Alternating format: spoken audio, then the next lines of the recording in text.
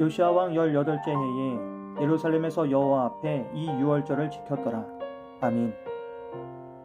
요시야의 개혁은 단지 우상을 제거하는 데 그치지 않았습니다.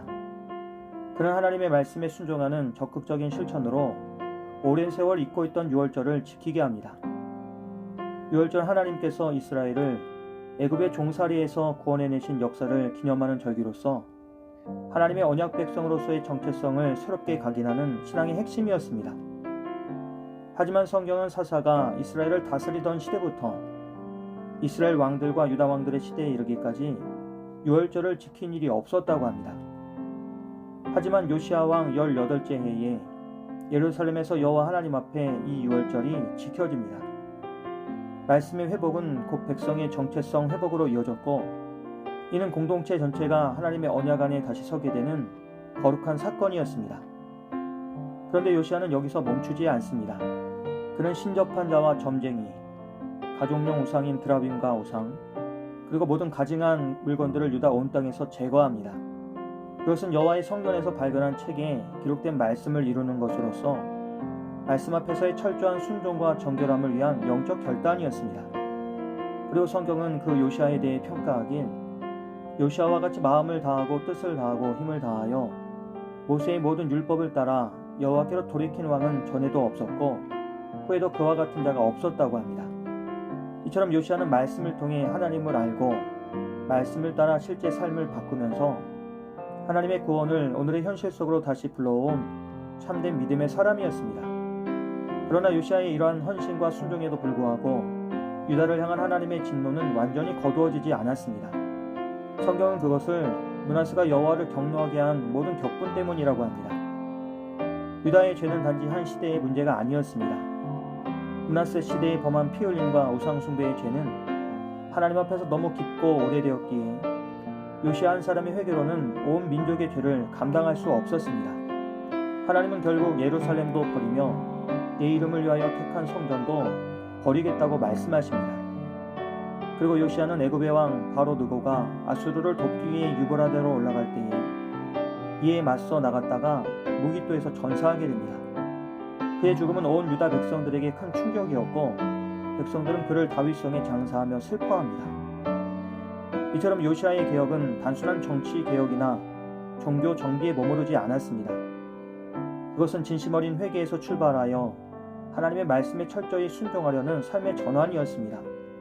특히 오랜 세월 동안 잊히고 무시되었던 유월절을 회복하며 하나님의 구원을 기념하고 백성들의 신앙 정체성을 회복하려 했던 그의 노력은 매우 인상적입니다. 그러나 요시야의 열정과 헌신에도 불구하고 그의 신앙은 다음 세대로 이어지지 못했습니다. 이것은 요시야 개인의 실패라기보다 신앙이 한 개인의 경험에만 머물 때에 생기는 한계를 보여줍니다. 말씀이 공동체의 삶 속에 습관으로 자리 잡지 못하면 결국 쉽게 잊히고 원래의 모습으로 돌아가게 됩니다. 요시야가 죽자 백성들은 다시 우상 숭배로 돌아갔고 하나님의 심판은 유다를 덮쳤습니다. 신앙은 단지 한 번의 뜨거운 예배나 회개의 눈물만으로 유지되지 않습니다. 그것은 매일의 삶 속에서 말씀을 따라 순종하며 삶의 자리에서 구체적으로 실천될 때에 비로소 자라나는 것입니다. 가정에서는 부모가 자녀에게 말씀을 가르치고 일상 속에서 하나님의 사랑과 공의를 삶으로 보여주어야 합니다. 직장에서는 정직과 성실로, 그리고 공동체에서는 섬김과 용서로 복음을 드러내야 합니다. 이처럼 신앙은 교회 안에서만이 아니라 삶 전체에서 지속적으로 되새기고 살아내고 전수되어야 하는 여정입니다. 우리는 요시야의 개혁이 그의 세대에 머물렀다는 사실에서 중요한 교훈을 얻어야 합니다. 그리고 오늘날 우리의 신앙이 다음 세대에 어떻게 이어지고 있는지 냉정히 돌아봐야 합니다. 젊은이들의 교회 이탈은 단지 시대의 흐름이나 문화적 취향의 변화 때문이 아닙니다.